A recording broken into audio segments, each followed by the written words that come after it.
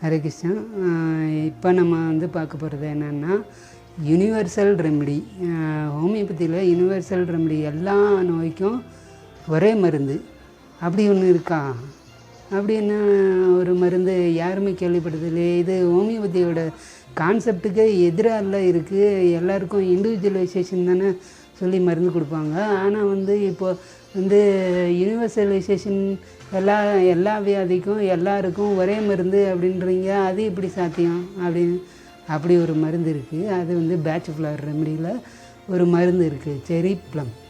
அது எப்படின்னா, ஒரு கேஸ் வந்து ஒரு ஸ்டேஜ், ஒரு பர்டிகுலர் ஸ்டேஜ் இருக்குங்க.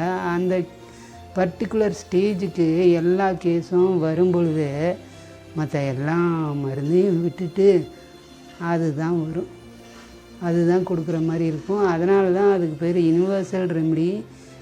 எல்லா வியாதிக்கும் ஒரு குறிப்பிட்ட ஸ்டேஜ்.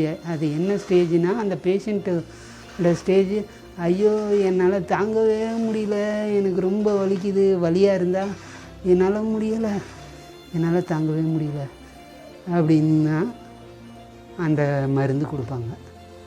தாங்கவே முடியல, unbearableness in all circumstances, any part of any symptoms in any part of body, even in mind, in anything, if it can be unbearable, means it is the only remedy, செரி plum. அதுக்கு பேர் தாங்க செரி plum. அந்த மருந்தோட பேர் வந்து செரி ப்ளம்னு பேர். உங்களால் இப்போ எக்ஸாம்பிளுக்கு வந்து நேற்று கூட வயிற்றால வந்துச்சு, ஆனால் நான் தாங்கிக்கிட்டேன், அப்படியே போயிட்டு ஸ்கூலுக்கு போயிட்டு வந்துட்டேன் அப்படின்னா அந்த மருந்து கிடையாது.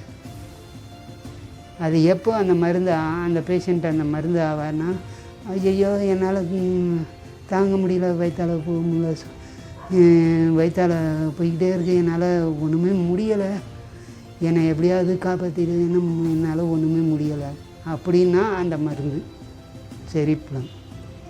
காய்ச்சல் வருது, காய்ச்சல்லாம் நேற்று ஏதோ காய்ச்சல் வந்தது, ஆனால் தாங்கிட்டு போயிட்டு வந்துட்டேன், இப்போ சரியாக போச்சு அப்படின்ற ஸ்டேஜுக்கெலாம் அந்த மருந்து இல்லை.